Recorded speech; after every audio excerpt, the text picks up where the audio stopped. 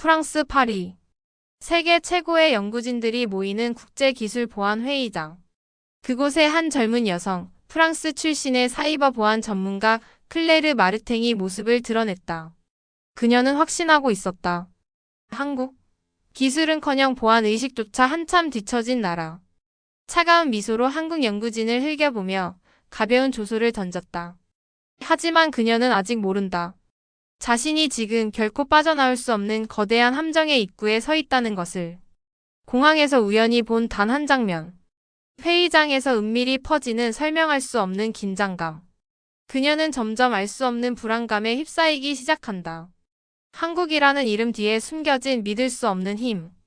그리고 절대로 침묵하지 않는 어떤 혼이 이 순간에도 맥박치고 있다는 사실을.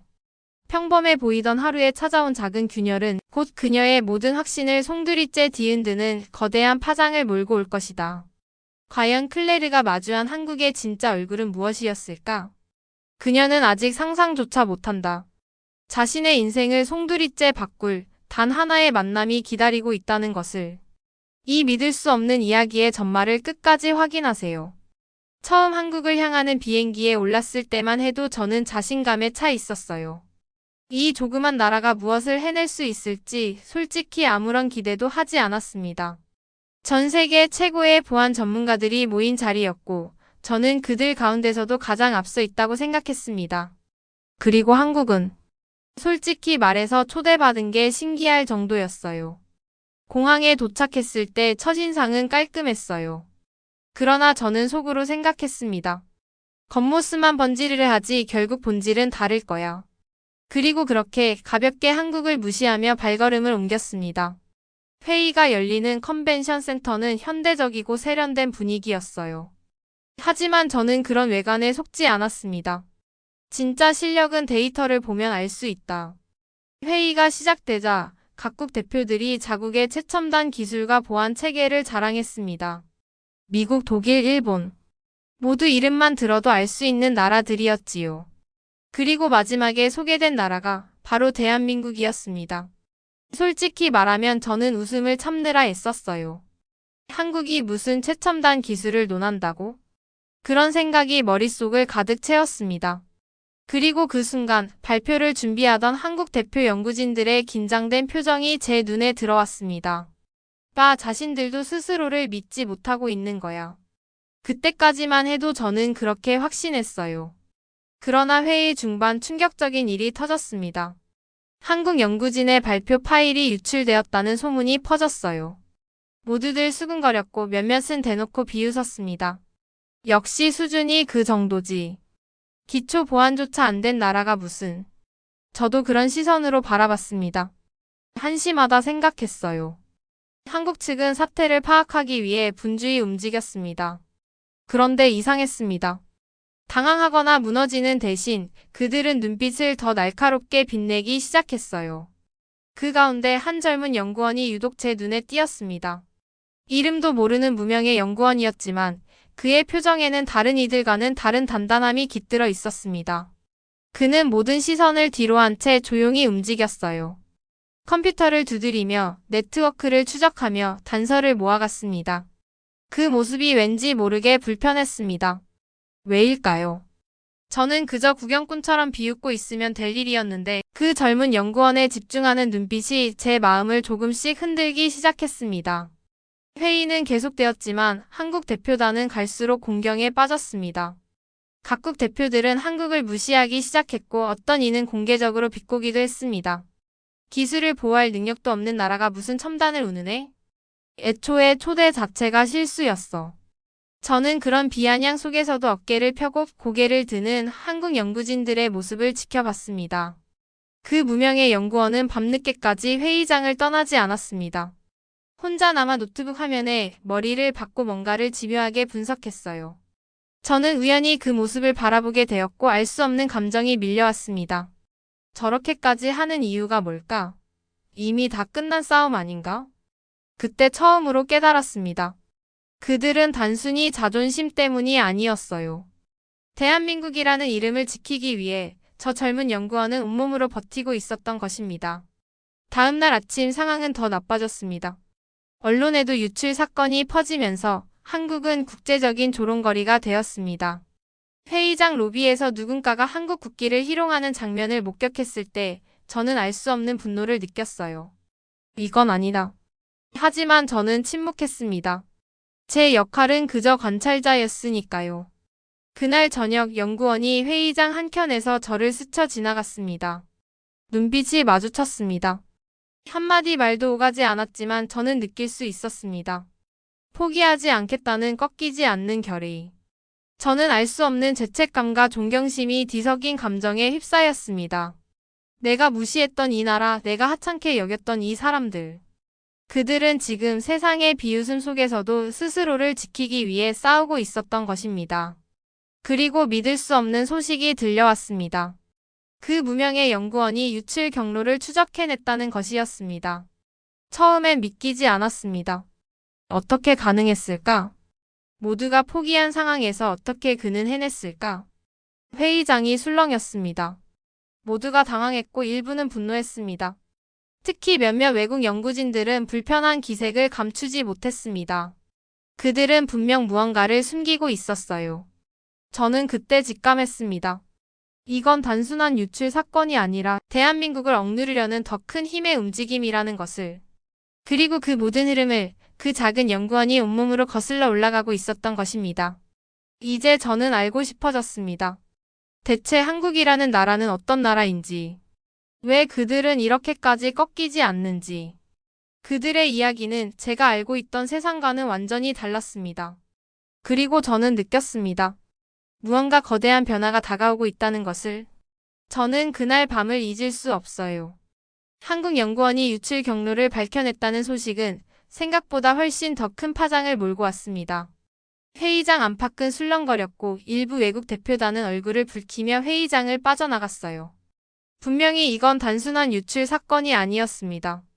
누군가가 의도적으로 한국의 기술을 빼내려 했고 그것을 무명의 한국 연구원이 저지해버린 것이었어요. 그날 밤 긴급 회의가 소집되었습니다. 각국 대표들이 모인 자리에서 한국 연구진은 증거를 제시했습니다. 네트워크 로그, IP 추적 기록, 해킹 흔적까지. 모든 데이터가 가리키고 있었어요. 놀랍게도 유출 시도는 한 서방국 소속 연구진에 의해 벌어진 것이었습니다. 회의장은 숨막힐 듯 조용해졌습니다. 누구도 말을 잇지 못했어요. 그 순간 저는 느꼈습니다. 지금 이 자리는 단순한 기술 회의가 아니라 국가의 자존심과 명예가 걸린 전장이었다는 것을요. 하지만 진짜 시련은 그때부터 시작되었습니다. 문제를 일으킨 서방국 대표단은 끝까지 혐의를 인정하지 않았습니다. 오히려 한국 측의 데이터 조작 가능성을 제기하며 공세를 퍼부었어요. 회의장은 순식간에 험악한 분위기로 뒤바뀌었습니다. 한국이 자기 기술을 과대 포장하려고 이런 짓을 벌였다. 증거? 믿을 수 없어. 저들이 만들어낸 거야. 저는 그들의 비열함에 치를 떨었어요. 그러나 한국 대표단은 흔들리지 않았습니다. 그 무명의 연구원은 조용히 자리에서 일어나 모든 데이터의 원본을 공개했습니다. 이 자료는 해킹이 일어난 바로 그 순간 자동으로 백업된 서버 기록입니다. 조작은 불가능합니다. 그 목소리는 단호했고 떨림이 없었습니다. 저는 그 순간 숨을 삼켰어요. 이 작은 나라의 무명의 젊은이가 세계 최강 대열 한가운데에서 이렇게 당당할 수 있다는 사실이 믿기지 않았습니다. 하지만 상황은 쉽게 풀리지 않았습니다. 회의 주최 측은 중립성을 이유로 공식 결정을 미루었고 한국 측은 증거를 가지고 있음에도 불리한 상황에 몰렸습니다. 회의장 밖에서는 이미 한국을 향한 온갖 루머가 퍼지고 있었어요. 한국이 기술을 조작했다더라. 원래부터 수준이 안 되니 남 탓하는 거지. 저는 그 소문들을 들으며 견딜 수 없는 분노를 느꼈습니다. 하지만 제가 할 수 있는 일은 아무것도 없었어요. 저는 프랑스 대표단 소속이었고 이 사건에 끼어들 명분도 자격도 없었습니다. 그날 밤 저는 우연히 호텔 로비에서 그 한국 연구원과 마주쳤습니다. 그는 피곤해 지쳐 보였지만 눈빛만큼은 여전히 꺾이지 않았습니다. 저는 조심스럽게 다가가 말을 걸었습니다. 포기하지 않을 거예요? 그는 저를 바라보며 미소 지었습니다. 대한민국을 믿습니다. 그 짧은 대답이 제 가슴 깊은 곳을 쿵 울렸어요. 저는 침묵한 채 그를 바라볼 수밖에 없었습니다. 그가 짊어지고 있는 무게가 얼마나 큰지 이제는 알 것 같았어요. 조국을 걸고 싸우는 그의 어깨 위에는 단순한 개인의 명예가 아니라 한 나라의 자존심이 실려 있었던 것입니다. 다음 날 아침 회의장은 다시 얼어붙은 분위기였습니다. 한국 대표단은 모든 절차를 공식적으로 문제 제기하기로 했습니다. 하지만 그 과정에서 국제기술위원회 일부 위원들이 한국에 불리하게 움직이고 있다는 사실이 드러났습니다. 분명한 증거가 있는데도, 분명한 피해자인데도 힘이 약하다는 이유로 짓밟히려 하고 있었습니다. 저는 좌절했습니다. 이 세계는 정의만으로 움직이지 않는다는 사실을 뼈저리게 느꼈어요. 한국 대표단은 막다른 길에 몰렸습니다. 몇몇은 체념한 듯 고개를 떨구었고 일부는 분노를 억누르며 이를 악물었습니다. 그런데 그 무명의 연구원이 다시 나섰습니다. 끝까지 갑니다. 단 한마디. 그 한마디가 다시 모든 사람의 시선을 붙잡았습니다. 그는 외교적 충돌을 무릅쓰고 독자적으로 모든 로그를 외부 공인 기관에 제출하겠다고 선언했습니다. 공개 검증을 받겠다는 것이었습니다. 그것은 위험한 선택이었어요. 만약 검증 과정에서 오류라도 발견된다면 한국은 더 큰 치욕을 당할 수 있었으니까요. 하지만 그는 두려워하지 않았습니다. 진실을 믿었고 대한민국의 이름을 믿었습니다. 저는 그 모습을 지켜보며 숨을 죽였습니다. 이제 물러설 수 없는 싸움이 시작된 것입니다. 검증을 맡게 된 국제기관은 철저한 조사를 약속했습니다. 모든 데이터는 암호화된 원본 그대로 제출되었고 누구도 조작할 수 없는 방식으로 검증이 시작되었습니다. 며칠 동안 모든 회의는 중단되었습니다.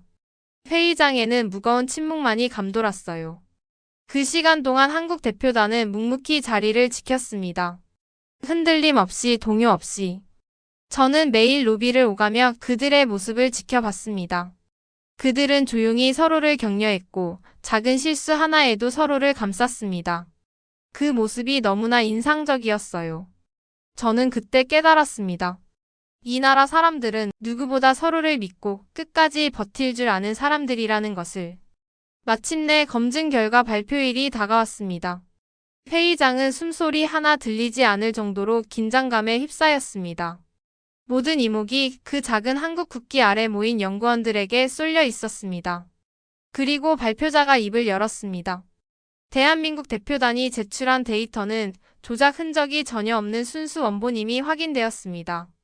대한민국은 이번 사태의 피해자이며 어떠한 비윤리적 행위도 없었습니다. 순간 회의장이 얼어붙었습니다. 저는 눈을 질끈 감았다가 떴습니다.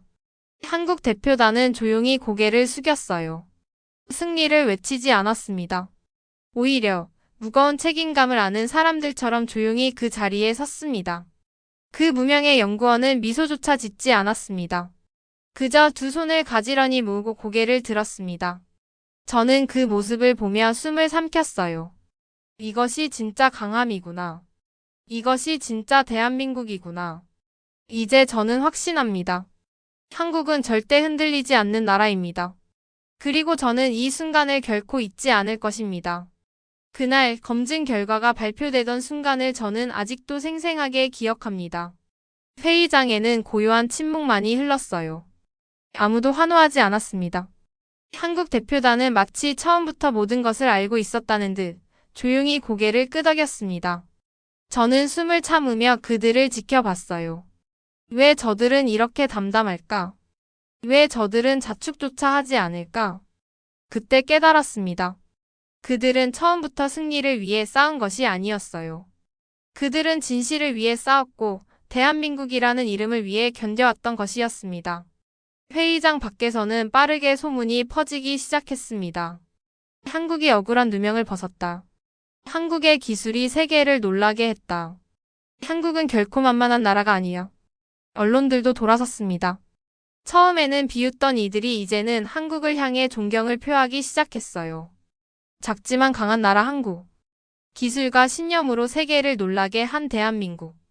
저는 부끄러웠습니다. 처음 이 땅을 밟을 때 가졌던 오만과 편견이 이제는 너무나 작고 부끄럽게 느껴졌어요. 그 무명의 연구원은 회의가 끝난 후에도 조용히 자리를 정리하고 있었습니다. 저는 그에게 다가갔습니다. 축하합니다. 그는 고개를 저었습니다. 축하받을 일은 아닙니다. 우리는 지켜야 할 것을 지켰을 뿐입니다. 그 짧은 답변에 저는 가슴 깊이 울컥했습니다. 이 나라는 누가 알아주지 않아도 누가 박수치지 않아도 자신이 믿는 것을 위해 끝까지 싸우는 사람들이었습니다. 회의가 모두 끝난 후 각국 대표들은 서둘러 귀국 준비를 했어요. 하지만 저는 한국에 더 머물기로 했습니다. 아직 이 나라를 제대로 알지 못했다는 생각이 들었어요. 며칠 동안 저는 서울 거리를 걸었습니다. 번화한 거리, 분주한 시장, 골목골목을 누비며 한국인들의 일상을 지켜봤어요. 그들은 바빴지만 친절했고 치열했지만 따뜻했습니다. 작은 것 하나에도 정성을 다했고 서로를 배려하며 살아가고 있었습니다. 저는 이들의 일상 속에서 그 무명의 연구원과 같은 끈기와 자부심을 곳곳에서 발견할 수 있었습니다. 아파트 경비원이 새벽까지 단지를 돌며 불 꺼진 골목을 지키는 모습, 지하철 기사님이 승객 한 명 한 명에게 안전하게 도착할 수 있도록 최선을 다하는 모습, 학교 앞 문구점 주인이 어린 학생 하나하나에게 인사를 건네는 모습. 이 모든 작은 순간들이 모여 대한민국이라는 거대한 이름을 지탱하고 있었던 것입니다. 그 사실을 깨닫는 순간 저는 울컥했어요. 이 나라는 결코 우연히 강해진 것이 아니었습니다. 수백만의 이름 없는 사람들이 매일매일 자신의 자리에서 최선을 다한 결과였습니다. 그리고 그 정신을 저는 그 무명의 연구원을 통해 처음 마주했던 것입니다. 한국을 떠나기 전날 저는 다시 한번 그 연구원을 찾아갔습니다. 당신 덕분에 제가 많은 것을 배웠어요. 그는 조용히 미소 지었습니다. 배운 게 있다면 이제 당신 차례입니다. 저는 고개를 숙였습니다. 네, 앞으로는 함부로 판단하지 않겠습니다. 그리고 당신들과 같은 마음으로 세상을 보겠습니다. 그는 제게 악수를 청했습니다. 그 악수는 단순한 인사의 의미를 넘어 새로운 다짐이자 약속처럼 느껴졌습니다. 비행기를 타고 돌아가는 길, 저는 창밖으로 서울의 불빛을 바라보았습니다. 수많은 작은 불빛들이 모여 거대한 도시를 이루고 있었어요. 마치 수많은 평범한 사람들이 모여 대한민국이라는 하나의 거대한 영혼을 만들고 있는 것 같았습니다. 그 순간 저는 속삭였습니다. 대한민국 정말 대단한 나라입니다. 그리고 저는 다짐했습니다. 어디에서든 이 나라를 존중하겠다고, 이 나라 사람들의 끈기와 정신을 잊지 않겠다고. 지금도 가끔 그날을 떠올립니다. 무명의 연구원, 그리고 그를 닮은 수많은 한국인들의 얼굴이 떠오릅니다. 그들은 세상이 몰라줘도 포기하지 않았고 누가 조롱해도 흔들리지 않았습니다. 그 강인한 정신이, 그 끝없는 끈기가 지금의 대한민국을 만들었습니다. 그리고 그들은 앞으로도 어떤 어려움 앞에서도 꺾이지 않을 것입니다. 대한민국은 단순한 국가가 아닙니다. 이 나라는 하나의 거대한 신념입니다. 절대 포기하지 않는 신념. 서로를 믿고 지켜내는 신념. 정의와 진실을 위해 싸우는 신념. 그 신념이 있는 한, 대한민국은 언제나 세계를 놀라게 할 것입니다. 저는 이제 확신합니다. 대한민국은 세계 속에서 가장 빛나는 별이 될 것이라고. 그리고 저는 영원히 기억할 것입니다. 그날 그 작은 회의장에서 작지만 위대한 나라가 세상에 다시 한번 자신의 존재를 증명했던 순간을. 대한민국. 정말 자랑스러운 이름입니다.